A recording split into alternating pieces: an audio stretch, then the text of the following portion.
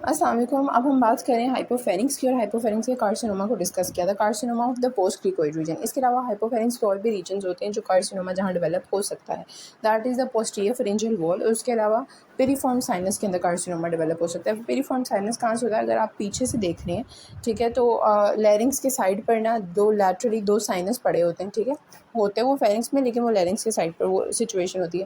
अगर आपको उस बात की नहीं समझ आ रही तो आप हाइपोफेरिंक्स की एनाटमी एक दफ़ा देख रहे हो, छोटी सी वीडियो वो मैंने बनाई हुई है। बेसिकली क्या होता है, दिस इज़ लैरिंग्स, और उसके पीछे पड़ा होता है फेरिंग्स, और उसके पीछे क्या होते हैं, वर्टिब्रा पड़े होते हैं, और इनके ऊपर टंग होती है, ठीक। अब अगर आप लैटरल एस्पेक्ट में देखो ना, तो ऑलमोस्ट इस रीजन में लैरिंग्स के लैटरली और टंग के नीचे फेरिंग्स के आगे यहाँ पे एक फोसा सा बना होता है, इसे पेरिफॉर्म फोसा कहते हैं। यहाँ पर साइनस कार्सिनोमा डेवलप हो सकते हैं। इसके अलावा आपको पहले भी काफ़ी दफ़ा बताया कि क्रिकोइड कार्टेज होती है, इसके पीछे जो फेरिंग्स का पार्ट है इसे पोस्ट क्रिकोइड रीजन कहते हैं। यहाँ का कार्सिनोमा डेवलप हो सकते हैं, हमने डिस्कस किया। ये प्लमर विंसन सिंड्रोम के अंदर फीमेल्स के अंदर कॉमन होता है, और इसका प्रोग्रेसिव डिस्फेजियस का सिम्टम होता है, और लेरिंजियल कैपिटस क्लोज्ड हो जाता है। ये वाली चीज़ें हमने इसके अंदर सारी डिस्कस की थी। और इसके अलावा पोस्टीरियर फेरिंजियल वॉल है, यहाँ का भी कार्सिनोमा डेवलप हो सकता है। जो पहला वाला है पोस्ट क्रिकोइड रीजन, एग्जाम के हिसाब से ज़्यादा इंपॉर्टेंट है। 30% पेशेंट्स के अंदर ये वाला कार्सिनोमा डेवलप होता है अगर हाइपोफेरिंग्स का। 60% के अंदर पेरिफॉर्म साइनस का डेवलप होता है। तकरीबन ये मेल्स को ज़्यादा अफेक्ट करता है, पोस्ट क्रिकोइड रीजन वाला फीमेल्स को ज़्यादा अफेक्ट करता है। ये मेल्स को ज़्यादा अफेक्ट करेगा अराउंड 40 ईयर्स ऑफ एज। अब इसमें ग्रोथ कैसी होती है, अब कार्सिनोमा है ना, तो आपको रीजन समझ आ गया कि पेरिफॉर्म फोसा है एक, ठीक है, उसकी लोकेशन क्या है, उसके ऊपर टंग है, उसके मतलब आगे मीडियली थोड़ा करके लैरिंग्स पड़ा हुआ है। लैरिंग्स, ये लैरिंग्स को आप सामने से देखें तो उसके दोनों साइड्स पर पीछे फोसा बना हुआ है, ठीक है, तो वो हमारे पास पेरिफॉर्म फोसा होता है। तो ये किस में वहाँ का कार्सिनोमा किस में डेवलप होता है, मेल्स में। 40 ईयर्स उनकी एज होती है। ये यहाँ जो ग्रोथ हो रही होती है या तो एक्सोफिटिक होगी या अल्सरेटिव होगी। पोस्ट क्रिकोइड रीजन के अंदर मोस्टली जो ग्रोथ होती है वो अल्सरेटिव होती है, ठीक है। ये मैं आपको डिफ्रेंशिएट करके बता रही हूँ, ये आपको थोड़ा बहुत आइडिया होना चाहिए। यहाँ पे ग्रोथ कैसी होती है, एक्सोफिटिक, अल्सरेटिव, या अंदर की तरफ इन्फिल्ट्रेट भी कर सकती है। अब इसका साइज़, पेरिफॉर्म फोसा का पेरिफॉर्म जो साइनस है उसका साइज़ थोड़ा बड़ा होता है। अब वहाँ वो एक फोसा है, खाली जगह है, अब वहाँ पर एक ग्रोथ होना शुरू हो गई है, तो बाहर तो कोई ख़ास फ़र्क नहीं आ रहा ना, तो बहुत देर तक ये जो ग्रोथ है ये एसिम्प्टोमेटिक रहती है। फिर आहिस्ता इसके सिम्टम्स डेवलप करना शुरू करते हैं, जब या तो ये मेटास्टेसाइज़ कर दे, क्योंकि ऑब्वियसली ये कार्सिनोमा है, तो जब ये मेटास्टेसिस करेगी तो उसके सारे साइड इफ़ेक्ट करेंगे, वो जो कार्सिनोमा वाले सेल्स हैं वो सब मसला ख़राब करेंगे। सो बेसिकली पहला पॉइंट क्या है कि इसकी लोकेशन कहाँ होती है, पेरिफॉर्म साइनस में, जैसा कि उसका नाम बता रहा है, ठीक है। पेरिफॉर्म साइनस है, और 60% पेशेंट जिनको हाइपोफेरिंक्स का कार्सिनोमा है उनके अंदर ये वाला कार्सिनोमा होता है। और पेशेंट्स कौन से इफेक्ट होते हैं, they are mostly males, 40 years उनकी एज होती है। ग्रोथ एक्सोफिटिक अल्सरेटिव होती है, अंदर की तरफ इन्फिल्ट्रेट करी होती है। अब चूंकि जो साइनस है इसका साइज़ बहुत ज़्यादा एनलार्ज है, जब ग्रोथ होती है तो आपको पहले भी बताया कि बहुत देर तक एसिम्प्टोमेटिक रहती है। हमें पता कब चलता है इस ग्रोथ के बारे में, एक तो उसके जब ग्रोथ बहुत ज़्यादा हो जाए तो डिस्फेजिया होना शुरू हो जाता है, दूसरा मेटास्टेसिस हो जाती है, नोड्स के अंदर, लिम्फ नोड्स के अंदर मेटास्टेसिस हो सकती है, डिस्टेंट हो सकती है। तो वो वाले सिम्टम जब आते हैं, आप देखते हैं कि नेक के नोड्स जो हैं वो एनलार्ज्ड हैं और कोई कोज नहीं समझ आ रहा, तो फिर हमारे माइंड में ये वाली चीज़ भी एक आती है, ठीक। अब इसका स्प्रेड कैसे होगा, एक तो अगर ये अपवर्ड जाएगा, इसके ऊपर मैंने आपको कहा टंग है, टंग को वेलिकुलर, ठीक है, तो ये वहाँ पर जाएगा, बेस ऑफ टंग वेलिकुलर की तरफ जाएगा। डाउनवर्ड ये पोस्ट क्रिकोइड रीजन इसके पड़ा हुआ है फेरिंग्स का, उधर जाएगा। मीडियली इसके एरिया एपिग्लोटिक फोल्ड्स होते हैं, देखो टंग के नीचे एपिग्लोटिस होता है ना, तो वो वाले जो फोल्ड्स होते हैं एरिया एपिग्लोटिक फोल्ड्स, उनकी तरफ स्प्रेड कर सकते हैं। तो ये इसका लोकल स्प्रेड है। लिम्फेटिक स्प्रेड इसमें इंपॉर्टेंट है, लिम्फेटिक स्प्रेड हो जाता है, और 75% केसेज में सर्वाइकल नोड्स के अंदर इसका स्प्रेड होता है। कौन सी cervical nodes, jugular cervical nodes mostly involve हो रही होती है, ठीक। और distant metastasis lung, liver, bones में होता है, बहुत इंपॉर्टेंट नहीं है। इसलिए मैं बहुत ज़्यादा एक एक चीज़ की डिटेल नहीं बता रही, बिकॉज ये बहुत ज़्यादा ऐसा इंपॉर्टेंट नहीं है, लेकिन आपको पता होना चाहिए ज़रूर।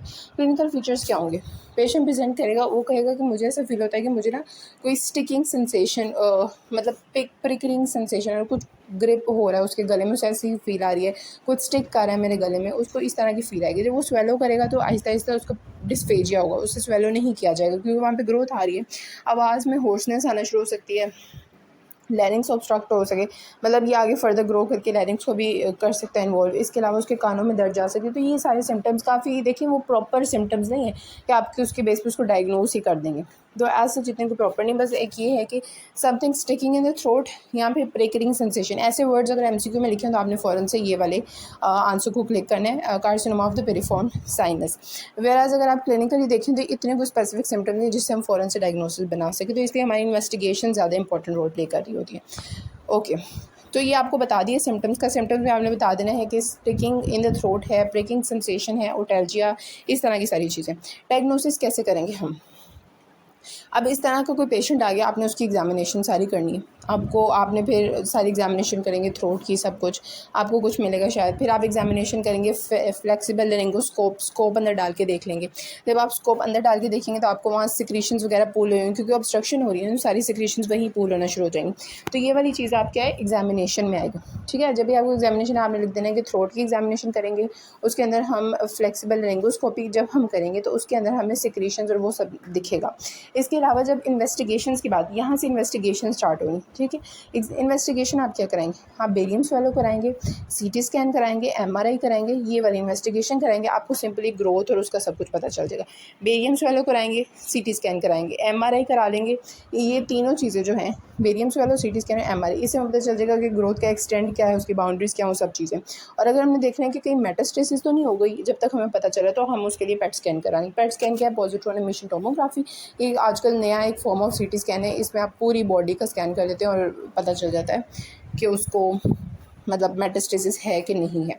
ठीक, और इसके अलावा एक उसमें बात की हुई है कि पैन एंडोस्कोपी लाजमी करनी है। वो क्यों करनी है? ताकि हम बायोप्सी दे सकें। जिस रीजन में आपको ट्यूमर है, आपने सीटी स्कैन, आपने बेरियम स्वेलो कराया, सीटी एमआरआई कराया, पेट स्कैन, ये सब कुछ करा दिया, लेकिन उस एरिया को, उस ट्यूमर को निकाल के एक दफ़ा स्लाइड में तो देखें ना कि वो मेलिग्नेंट है सेल्स के नहीं, कितनी मेलिग्नेंसी है। तो वो सारी चीज़ें देखने के लिए हम बायोप्सी करेंगे और एंडोस्कोपी कर लेंगे। ठीक, और फिर ट्रीटमेंट में क्या करना है? ट्रीटमेंट डिपेंड करती है कि स्टेज आपकी कितनी हो गई डिजीज़ की। इसके अंदर रेडियोथेरेपी एंड सर्जरी है। जितने भी हाइपोफेरिंक्स कार्सिनोमास, इसमें रेडियोथेरेपी एंड सर्जरी है। तो अर्ली ग्रोथ है, कोई नोड वगैरह नहीं है, शुरू में आपने डायग्नोस कर लिया, तो अच्छी बात है। पेशेंट को आप रेडियोथेरेपी देंगे और उसका जो है लैरिंक्स बच जाएगा। लेकिन अगर शुरू में डायग्नोस नहीं हो सका और वो piriform sinus, if the growth is limited to piriform fossa and does not extend to post cricoid region, ठीक है, पेरिफॉर्म फोसा तक ही है, लेकिन अभी आपको रेडियोथेरेपी से काम नहीं बन रहा, आपको सर्जरी करनी पड़ रही है, तो फिर कौन सी सर्जरी हम करेंगे? टोटल लेरिंजेक्टमी और पार्शियल फेरिंजेक्टमी। देखिए, फेरिंग्स के दो पोर्शन है ना, ये फेरिंग्स है और इसके आगे लैरिंग्स है। ठीक है, ये ऊपर वाले पोर्शन की साइड्स पर पड़े होते हैं पेरिफॉर्म साइनस, यानी उसके साइड पे एक छोटी सी स्पेस है जिसको हम पेरिफॉर्म साइनस कहते हैं। ये नीचे वाला रीजन पोस्ट क्रिकोइड रीजन है।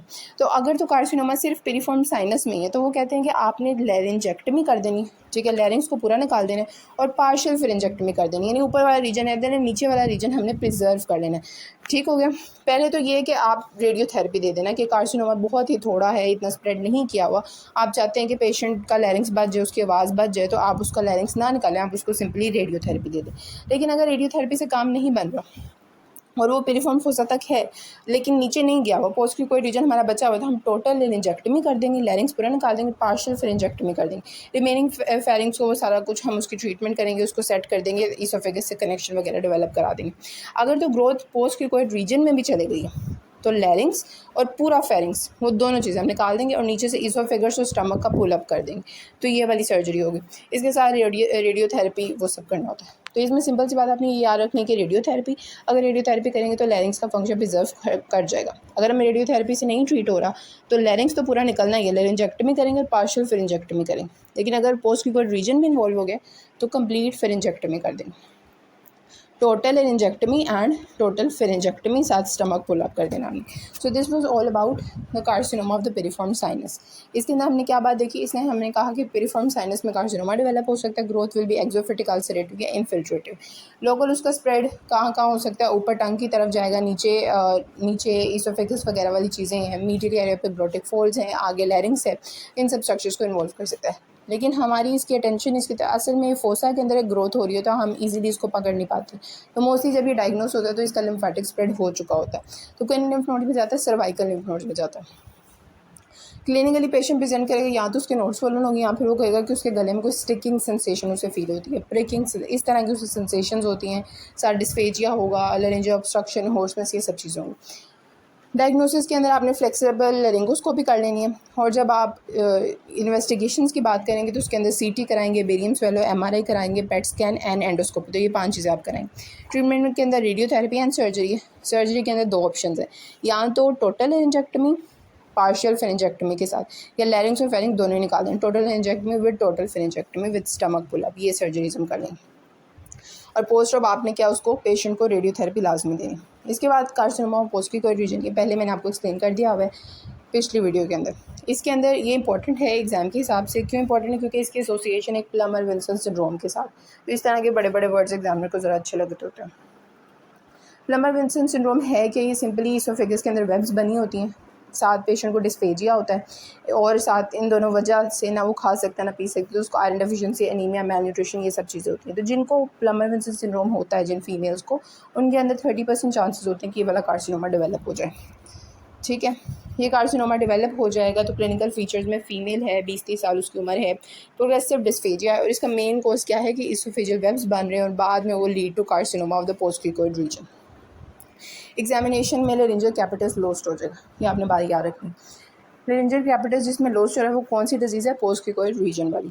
ठीक है, इन्वेस्टिगेशंस ऑलमोस्ट सेम है। लैटरल सॉफ्ट टिश्यू रेडियोग्राफ करेंगे। इसके अंदर क्या होगा? प्री वर्टिब्रल जो शेडो है इंक्रीज़ हो जाएगा। ये मैं जल्दी से बता रही हूँ क्योंकि इसके बारे में एक प्रॉपर वीडियो मैंने पिछली बनाई हुई है, बस एक रिवीजन में जल्दी से करी, उसके बाद हमें लास्ट कार्सिनोमा की तरफ जाना है। Barium swallow, CT, MRI, PET scan पिछले वाले में हमने कराया था, इसमें हम नहीं करा रहे। क्यों पिछले वाले में कराया था? क्योंकि उसमें मेटास्टेसिस कॉमन है, इसमें मेटास्टेसिस एसिड नहीं होती बिकॉज हम पहले ही उसको डायग्नोज कर लेते हैं और ट्रीट कर लेते हैं, तो इसलिए मेटास्टेसिस और पेट स्कैन वगैरह की जरूरत नहीं। Endoscopy, CT, MRI, barium swallow, ये सारे टेस्ट हमने उसमें भी कराने और इसमें भी कराने। डायग्नोसिस, फिर ट्रीटमेंट के अंदर इसके अंदर भी रेडियोथेरेपी एंड सर्जरी कौन सी करनी डिपेंड करता है हमारी डिजीज़ कितनी स्प्रेड हो गई। अब लास्ट है हमारे पास carcinoma of the posterior pharyngeal wall. ये हाइपोफेरिंक्स के 3 कार्सिनोमा हो सकते हैं। 60% चांसेस हैं कि अगर पेशेंट को हाइपोफेरिंक्स का कार्सिनोमा है तो वो पिरिफॉर्म साइनस का है, 30% है वो पोस्ट क्रिकोइड का, और अगर 10% जो है वो पोस्टीरियर फेरेंजियल वॉल का भी हो सकता है। ठीक, और ये मेल्स में होता है 50 साल की उम्र में। जो दरमियान वाला था पोस्ट क्रिकोइड वो फीमेल्स में 20-30 साल की उम्र में, और जो पिरिफॉर्म फोसा वाला है वो males around 40 years of age में होता है।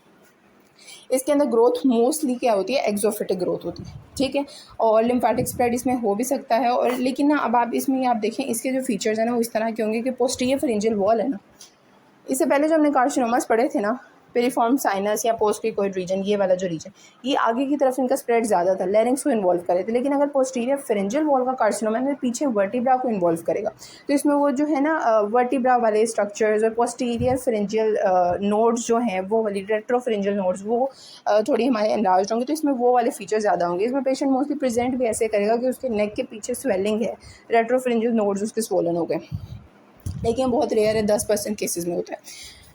क्लिनिकल फीचर्स इसके क्या हैं? डिस्फेजिया है और स्पिटिंग ऑफ ब्लड आ सकती है। उसके अलावा सम में present with palpable mass of nodes in the neck without any symptoms.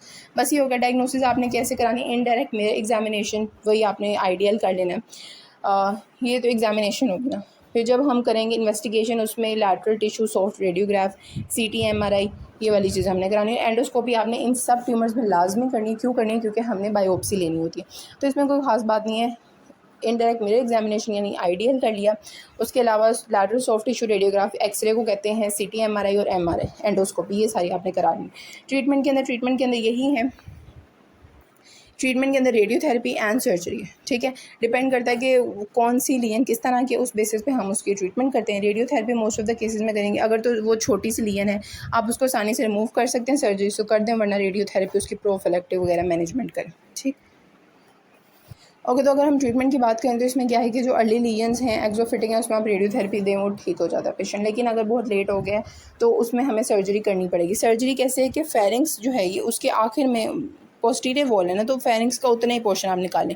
तो early small lesions can be excised by lateral pharyngectomy और साथ आपने प्राइमरी रिपेयर कर देना है, तो ये वाली सर्जरी से अच्छा काम चल जाता है। लेकिन अगर बहुत ही लेट स्टेज हो गई, रेडियोथेरेपी और लैटरल फेरेंजेक्टमी से काम नहीं चला, तो आप टोटल फेरेंजेक्टमी एंड लैरिंजेक्टमी करेंगे। ठीक है, क्योंकि फेरिंक्स से आगे उसने लैरिंक्स में ही जाना है, तो ये सब कुछ करेंगे और इससे जो है सर्वाइवल रेट और क्योर रेट जो है वो थोड़ा बढ़ जाता है पेशेंट का। Mostly 5 year cure rate around 19% के इर्द गिर्द होता है। So this is about the 3 carcinomas of हाइपोफेरिंक्स। और इसके अंदर मैंने जो लास्ट वाला है उसको काफ़ी जल्दी से बस गुजारा है ताकि आपको थोड़ा बस इतना आइडिया हो कि वो पोस्टीरियर फेरेंजियल वॉल का कार्सिनोमा किस तरह से प्रेजेंट करता है। और आप ट्रीट करें तो क्या करेंगे हम? ट्रीटमेंट मैंने आपको बताया रेडियोथेरेपी, दूसरे नंबर पर आप लैटरल फेरेंजेक्टमी कर सकते हैं। अगर वो भी नहीं ठीक हो रहा तो पूरा का फेरिंक्स और लैरिंक्स सब कुछ निकाल दो, तो ये बात है। और इसके अंदर सबसे अच्छे से आपको पोस्टीरियर क्रिकोइड वॉल वाला आना चाहिए। And that's all about this. अब नेक्स्ट टॉपिक की बात करें।